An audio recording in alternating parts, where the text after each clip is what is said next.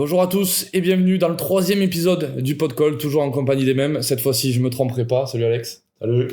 Et salut Thomas. Bonsoir, merci de ne pas t'être trompé, ça fait plaisir. Il nous a fait le signe de Jules, Aussi, peut-être voilà. révélateur d'un sujet qu'on va aborder ce soir. C'est pour enchaîner là. D'un Marseillais qui va signer à l'Olympique Lyonnais, qui a signé à l'Olympique Lyonnais. Mais d'abord, on va vous présenter le sommaire, donc le bilan des 3 premiers matchs depuis le début de la saison. Le cas Jordan Verretou qui a signé à Lyon. On parlera aussi de notre 11 type, voilà, la compo rêvée qu'on a à l'Olympique Lyonnais cette saison avec les joueurs en présence, les forces en présence évidemment. Voilà, on peut pas s'inventer des transferts. On parlera du tirage de l'Europa League aussi. On en a pas parlé dans le précédent podcast. Et puis voilà. Je vous propose qu'on démarre donc par le bilan des 3 premiers matchs. On a commencé la saison par une défaite du côté de Rennes, 3-0, puis 2 réceptions. La défaite face à Monaco sur le score de 2-0 et la victoire la semaine dernière face à Strasbourg, 4-3. Qui c'est qui veut démarrer? Quel bilan on tire après 3 journées?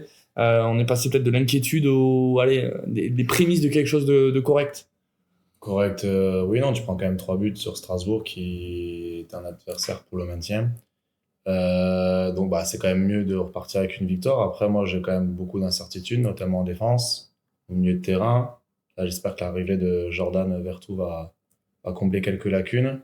Devant, on a un effectif assez fourni, il va falloir trouver le bon dispositif. Donc c'est bien d'avoir gagné ce dernier match. Après, moi, ce que je retiens, c'est que les 2 principaux concurrents pour l'Europe, puisqu'on espère que Lyon va jouer l'Europe cette saison, les 2 principaux concurrents pour l'Europe, on a perdu contre eux, 3-0 à Rennes et 2-0 contre Monaco. Donc moi j'attends de voir. Là on va à Lens et Marseille, on va à Lens, on reçoit Marseille. Je vais faire un bilan un peu plus descriptif après ces 2 matchs et puis on verra bien. Toi Thomas, ton bilan? Ouais, on savait déjà que même si c'est des concurrents, Rennes et Monaco, ça allait être difficile. De là à ne pas exister sur les 2 matchs, ou du moins à se faire dominer comme on l'a été, c'était source d'inquiétude qui s'est prolongée aussi lors du match contre Strasbourg, même si on gagne 4-3, parce que l'équipe a su puiser dans ses ressources. Mais c'est quelque chose qu'elle n'a pas su faire contre Monaco. On voit en attaque qu'il n'y a pas beaucoup d'automatisme non plus. On sent des joueurs un peu perdus. Peut-être en manque de repères, peut-être en manque de conditions pour certains. Donc, comme on l'a dit, là, on va à Lens, on reçoit Marseille. Après, on reçoit l'Olympiakos pour débuter la saison d'Europa League. Après, on va à Toulouse. On va aussi aux Rangers en Europa League. Donc, ça va être un mois qui va être décisif où on va devoir switcher entre les 2 compétitions. On va faire 5 matchs en même pas 3 semaines. Donc oui, faut trouver une recette qui fonctionne rapidement parce que sinon on va prendre du retard et on pourra pas rattraper 14 places au classement toutes les saisons non plus. Donc se positionner rapidement pour l'année prochaine. Ouais, moi mon bilan c'est 8. C'est le nombre de buts qu'on a encaissé en 3 journées. Je pense que c'est le pire démarrage de l'Olympique Lyonnais sur l'aspect défensif depuis de nombreuses saisons. Je suis pas sûr que la saison dernière, qui pourtant avait très mal démarré, on ait encaissé 8 buts en 3 journées. C'est vraiment le point qui m'inquiète, c'est d'avoir encaissé, et surtout à chaque match. T'en encaisses 3 contre Rennes, t'en encaisses 2 contre Monaco, t'en encaisses 3 contre Strasbourg. Même si je suis pas d'accord avec Alex, je pense que cette année Strasbourg va basculer, jouera pas le maintien. Je pense que c'est une équipe solide cette année. Ouais, je pense que ça sera même première partie de tableau. Ça sera, voilà, c'est une équipe qui s'est armée, on le sait, avec les fameux partenariats entre les clubs. Et, ils ont tout ça. Ils ont 1% de l'effectif de Chelsea, c'est-à-dire 25 joueurs de Chelsea. Ouais, c'est ça. Donc oui, moi c'est la défense qui m'inquiète plus que l'attaque, parce que je pense qu'il y a une histoire d'automatisme, il y a une histoire de joueurs qui n'ont pas joué ensemble. Il a manqué la Casette aussi. De dispositif, il a manqué la Casette. Tu vas récupérer Wilfried Zaha qui va sans doute amener une plus-value. T'as Orban qui revient en confiance. Donc moi c'est vraiment cet aspect défensif qui m'inquiète, et j'espère que face à Marseille et Lens on verra les prémices de quelque chose d'un petit peu plus positif. Ça va être compliqué parce que Marseille, ils sont dans une très bonne forme depuis le début de la saison. Ils marquent des buts, ils en marquent beaucoup, donc il va falloir voir si on est capable. Si on doit jouer à 3 ou 5 derrière, s'il faut revenir à quelque chose de plus conventionnel et peut-être plus facile aussi pour les joueurs en termes de repères en jouant à 4. Donc ouais, ça va être décisif, mais il va falloir. On savait que la défense c'était un gros sujet, un gros chantier pendant ce mercato. Donc on a laissé partir des joueurs peut-être qu'on n'aurait pas dû laisser partir. Le recrutement, il va falloir voir, mais j'espère qu'on va au moins arrêter d'en prendre 3 par match. Déjà, le principal objectif, je pense, pour Pierre Sage, c'est de trouver son 11 type. On voit très bien qu'il se cherche encore. Il l'a pas encore trouvé. Donc, j'espère qu'il va le trouver très rapidement, qu'il va s'appuyer sur une bonne base, une bonne colonne vertébrale, avec quelques joueurs qui pourront apporter en fin de match et qui pourront potentiellement de temps en temps être titulaires. Et déjà, le principal problème là, c'est de trouver le 11. Ouais, on en parlera d'ailleurs de nos 11 rêvés de la saison, entre guillemets, dans quelques instants. Je vous propose maintenant qu'on aborde un joueur qui vient de signer à l'Olympique Lyonnais. C'est le cas, c'est Jordan Verretou, qui arrive en provenance de Marseille. Il y a deux écoles avec lui. Il y a ceux qui le veulent absolument pas parce qu'il est passé par l'OM, parce qu'il a joué à Saint-Etienne et parce qu'il y a eu des histoires extrasportives dont on ne parlera pas maintenant parce qu'on n'a pas tous les tenants et les aboutissants. Et il y a ceux qui disent voilà, c'est un guerrier, c'est peut-être le genre de profil qui nous manque, c'est peut-être pas le plus technique, c'est peut-être pas le plus doué, mais c'est un mec qui te lâchera pas. Quel est votre avis sur Verretou déjà, toi Thomas? Verretou, il arrive déjà pour 7 millions d'euros. Il vient de signer un contrat de 2 ans. 4 millions plus 3 millions de bonus à peu près. Ouais. Donc on est sur les environs de 7 millions d'euros. Il signe un contrat de 2 ans. Donc ça veut dire que 2 ans, c'est pas un joueur avec lequel tu te projettes non plus sur le long terme. C'est-à-dire que Matic, tu peux te prolonger. Oui, mais c'est pour ça. C'est des joueurs qu'on prend un peu, on va dire, dans l'urgence pour renforcer quand on voit qu'il y a des lacunes. Non, Verretou, après, il a de l'expérience. Hein. C'est un joueur qui a été souvent appelé en équipe de France. Il a joué des compétitions européennes, dans plusieurs championnats aussi. C'est un bon joueur. Après, est-ce que c'est pour s'intégrer dans le 11 de départ lyonnais immédiatement, ou est-ce que c'est pour peut-être servir plus de joueurs de rotation? Je sais pas trop. Je demande à voir. J'ai pas trop d'idées sur sa préparation physique non plus. Voilà, est-ce que c'est un joueur qui va pouvoir être opérationnel dès le début? J'attends de voir, mais pour l'instant, je trouvais qu'avec les joueurs du milieu qu'on avait, je sais pas si Verretou est forcément le profil le plus intéressant. Toi, ton avis, Alex, sur son arrivée? Moi, je suis plutôt enthousiaste. C'est-à-dire que si on retrouve le Verretou qu'on avait à Marseille, je pense qu'il va faire énormément de bien. Après, l'incertitude, là, pour l'instant, c'est son physique. On sait qu'il a été dans le loft marseillais, donc il n'a pas joué du tout depuis l'année dernière. Et encore l'année dernière, il jouait très très peu.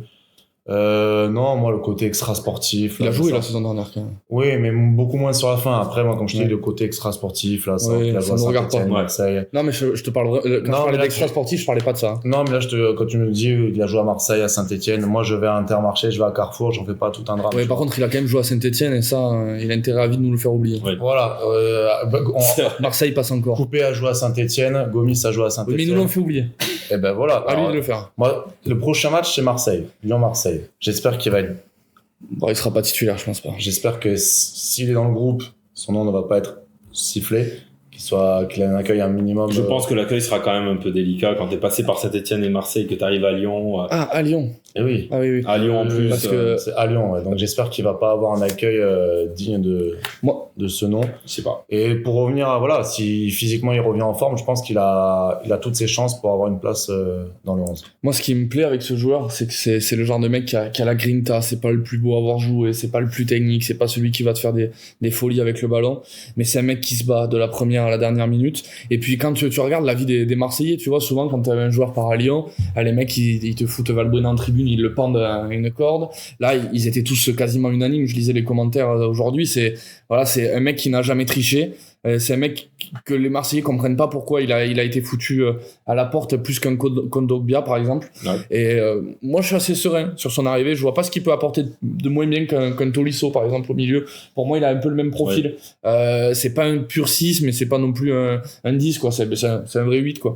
Et pour moi c'est peut-être un profil qui nous manquait à l'Olympique Lyonnais parce pour moi il se complémentera bien avec un Cacré, avec un Tessman que Alex a beaucoup apprécié du côté de Venise. Ouais. Non, mais c'est sûr que ça peut être un très bon joueur aussi qui va permettre aussi à des joueurs peut-être comme Matic de souffler un peu plus. On sait qu'il peut jouer devant la défense. Ça va peut-être permettre de donner plus de liberté à d'autres joueurs. Peut-être provoquer un électrochoc chez Tolisso aussi si Verretou s'avère très performant et que Tolisso passe beaucoup plus de temps sur le banc.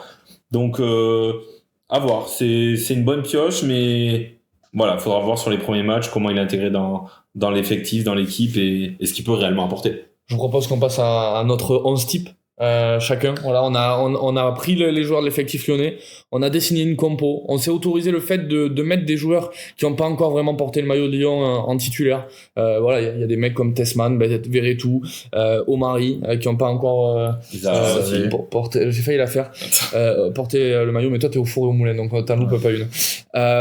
Qui c'est qui veut se lancer? Alex peut-être? Allez, je vais aller donc. Non, tu peux rester. J'ai donné mon 4-4-2. Alors moi, je pars en 4-4-2 losange. Okay. Alors j'aurais préféré voir Lopez, mais bon, de toute façon, je me fais pas d'espoir. Je sais que Perry va rester titulaire.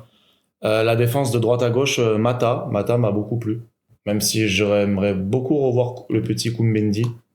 Mata a quand même dégagé certaines certitudes.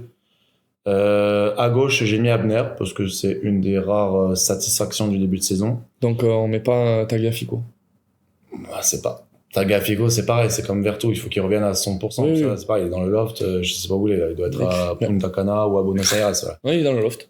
Donc, je sais pas où il est. J'ai envie de tenter un pari en défense centrale. J'ai envie de voir Niakate associé à Dejan Lovren.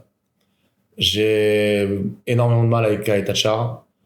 Diomande est parti. Je me rappelle, moi, parce que je suis fan de Liverpool, je me rappelle que Lovren est champion d'Europe et champion d'Angleterre il y a 20 ans. Il y a 3 ans à peu près avec. Un peu plus. 2018, pardon, ouais, un peu plus, il y a 6 ans, pardon. Allez, il y a 6 ans avec Liverpool, c'était un très très bon joueur. Même si, voilà, on sait qu'il fera pas 50 ans à Lyon, on voit qu'on prend des profils à la Vertu, qui ont la trentaine. J'ai envie qu'on relance Lovren parce que je pense qu'il va apporter cette expérience derrière et puis cette sérénité qu'on n'a pas depuis le début de la saison. En espérant que son physique tienne, mais si on peut oublier Kai Tachar, ça serait bien. En 6, je mettrais Vertu. Tu vois, si jamais il revient à un bon niveau. Ah ouais, en 6. Ouais, je le mettrais en 6, moi. 2-8, Cacré et le futur génie Tessman, que j'ai beaucoup aimé. C'est déjà un génie, il a plus qu'à éclore. Ouais, voilà, c'est vrai. Deuxième pari, j'ai envie de voir en 10 Mikotadze. J'aimerais bien le voir en 10, il y a du ballon, il y a du... J'ai mis Mikotadze ou Cherki, mais Cherki, c'est... En fait, il faudrait les deux, en fait. Pas de Benrahma ou de Fofana, t'en avais parlé de Fofana, non, en fait, j'hésitais avec le 4. Si on part en 4-3-3, ouais, Fofana, je le mets sur un côté, mais moi, je pars plus sur un 4-4-2. Mais dans le dernier podcast, tu nous avais dit que tu aurais bien aimé voir Fofana en 10. Oui, c'est vrai. Mais finalement, non, finalement, je me suis réveillé, je me suis mis Mikotadze, pourquoi pas. Fofana, je sais qu'il apportera par sa vitesse sur le banc. Et devant, Zaha et Lacazette. Ok. Thomas ? Bah écoute, beaucoup de points communs avec la compo d'Alex. Moi j'ai changé de système par contre, j'ai passé en 4-3-3 avec un milieu en triangle. Dans les buts de Perry, pas de surprise de toute façon, même si on adore Lopez, voilà, c'est Perry qui sera le numéro 1. On regarde Lopez. En défense de droite à gauche, on va avoir Mata. J'ai encore envie de croire en Kai Tachar, même si son match contre Strasbourg et même son début de saison me laisse très perplexe. Mais avec sa saison quand même l'année dernière où il s'est montré plutôt solide, notamment sur les duels aériens, j'ai quand même envie de lui redonner sa chance et je crois très peu en retour d'un Lovren qui a quasiment pas joué la saison dernière. À côté, Niakate et à gauche, Abner qui pour l'instant fait un bon début de saison. On en attend plus, bien sûr, de sa part, notamment d'un point de vue offensif. Ouais, mais c'est peut-être le bon petit point de la défense lyonnaise depuis le début de la saison. C'est pour ça, il sort un peu du lot, même si on sent qu'il doit encore monter d'un cran et apporter encore plus. Mais c'est une bonne révélation pour le moment.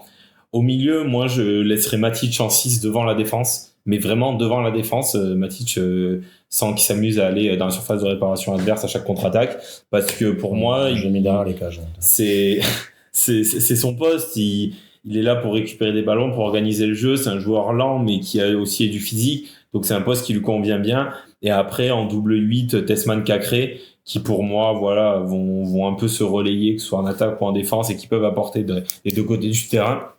Et en attaque, Lacazette en pointe, forcément, que ce soit de haut jeu ou même parce qu'il peut apporter offensivement, c'est le meilleur joueur lyonnais, tout simplement. J'ai envie de voir Zaha à gauche. Il a joué à gauche, notamment à Galatasaray. Donc je pense que ça peut être pas mal. Et après, à droite, il y a l'hésitation. Est-ce qu'on met Fofana directement ? J'ai quand même envie de refaire confiance à Nuama. même si voilà, avec son transfert avorté, je sais pas du tout dans quelles conditions est-ce qu'il va revenir et dans quel état d'esprit. Lui avait envie de rester à Lyon, voir comment Pierre Sage va le réintégrer dans le groupe. Mais ouais, j'espère qu'il pourra être associé à la Lacazette, parce que l'année dernière il a fait mal. Mine de rien, il a été performant et ce serait logique qu'il soit dans le 11. Ok. Alors moi ça va être pareil que toi, un 4-3-3, 110, hein, donc avec 2-8 comme toi il me semble. Ouais, exactement. Au goal ça sera Perry. J'aurais aimé mettre Lopez, mais voilà, je suis comme vous, je me suis fait à l'idée. Ça sera plus d'Anthony Lopez dans les cages de l'Olympique Lyonnais. Et pour l'instant, on peut pas dire que Perry ne réponde pas présent dans tous les cas. En défenseur gauche, j'ai hésité à... À chaque fois que je l'appelle, il répond. Ouais. En défenseur gauche, j'ai hésité, mais ça sera Abner pour moi. Pour l'instant, Tagliafico, on l'a pas vu et j'ai pas envie de prendre de risques. Mata à droite. La charnière, là, c'est là que je tente un petit pari, moi aussi. Déjà, je vais faire confiance à Caleta Char, que j'ai trouvé plutôt bon en la fin de saison dernière. Plus que... Enfin non, il est avec O'Brien que j'adorais. Ouais. Non, je l'ai trouvé plutôt bon en fin de saison dernière. Et j'ai envie de me dire qu'on ne devient pas mauvais du jour au lendemain.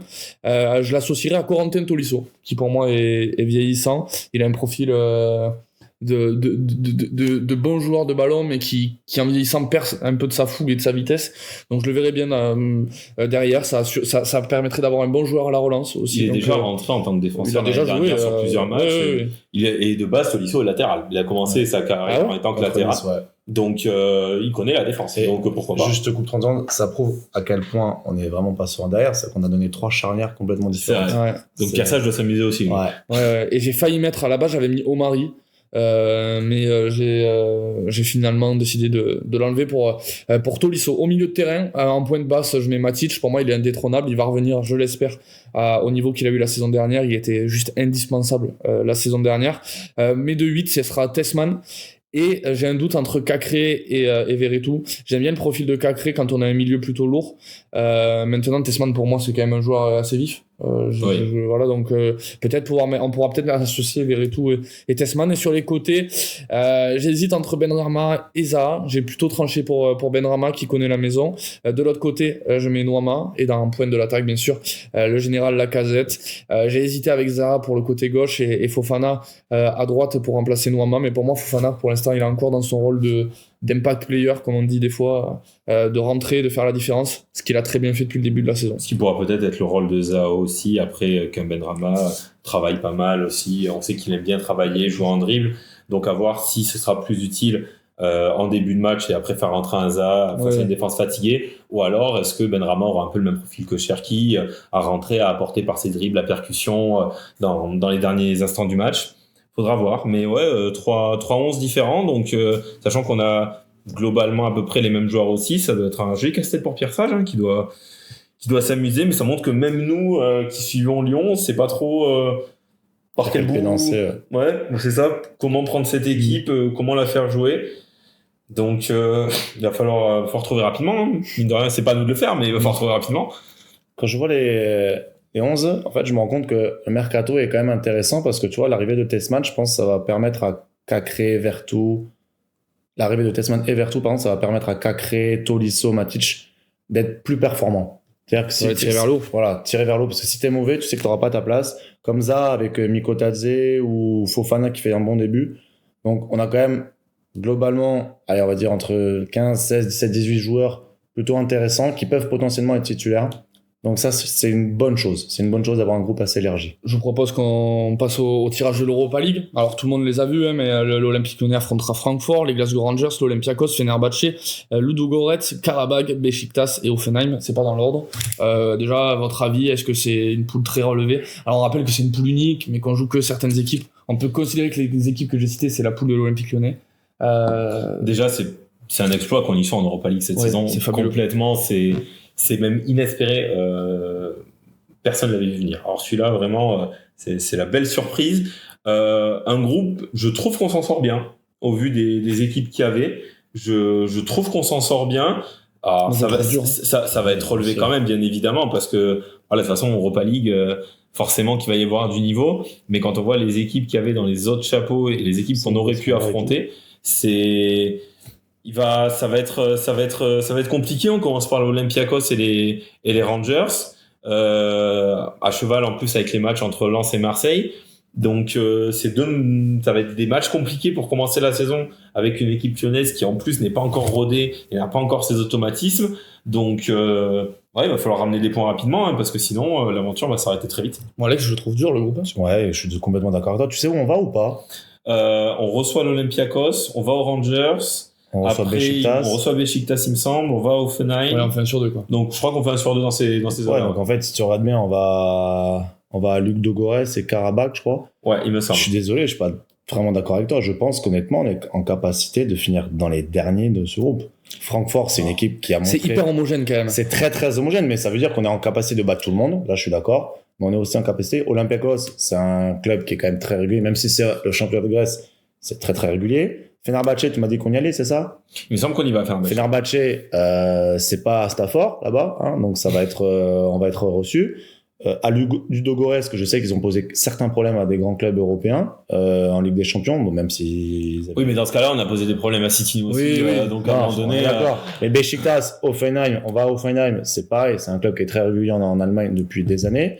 Francfort, on les connaît. Ils ont gagné l'Europa League il y a 2-3 ans, je crois. Glasgow Rangers, aller là-bas, c'est pas non plus... Et forcément, les équipes qui se sont qualifiées avec le nouveau système sont des équipes qui ont terminé dans les premières de leur championnat, derrière des grosses écuries. Donc, bien sûr, tous les déplacements et même les réceptions vont être compliqués. Ouais, d'accord. Mais par rapport aux équipes qu'il y avait sur les chapeaux, sur les autres chapeaux, je trouve qu'on s'en sort pas trop mal. On sort pas mal, mais quand tu regardes notre début de saison, moi, je suis désolé, je suis comme Jérém, je suis très inquiet. En tout cas, je suis pas rassuré sur la poule et sur la possibilité de se qualifier. Moi, je suis pas inquiet, les gars, mais c'est juste que je me dis, je sais pas si on peut faire en fait un tirage plus homogène. Je sais même pas les grosses équipes, je les ai plus en tête.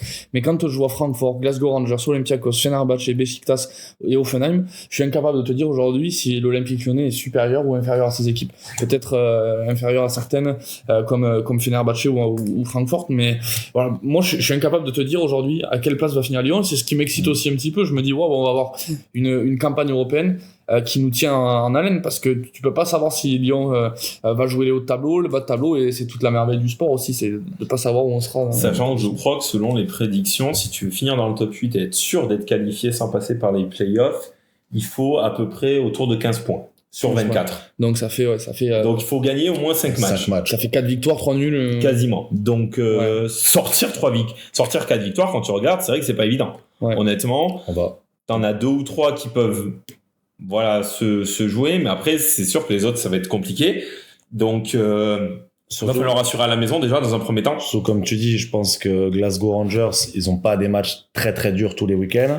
Olympiakos pareil, Fenerbahçe également. Fenerbahçe c'est quand même relevé en Turquie. Le championnat turc est relevé, mais t'as pas une homogénéité comme en France. Tu vois, nous en France on galère contre toutes les équipes. Donc on va laisser énormément de plumes. Sachant que Fenerbahçe, on les jouera que début 2025. Ça nous laisse quand même 4 mois pour se préparer aussi. Donc même Francfort, on les jouera en fin d'année. Donc on a le temps de se calibrer. Là, les prochains rendez-vous qu'il va y avoir, c'est l'Olympiakos, les Rangers début octobre. Et après, on va avoir Benfica Offenheim aussi fin octobre, début novembre.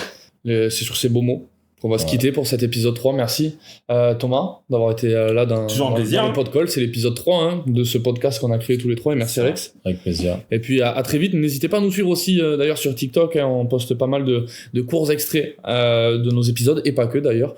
Ça se passe sur TikTok, le podcast.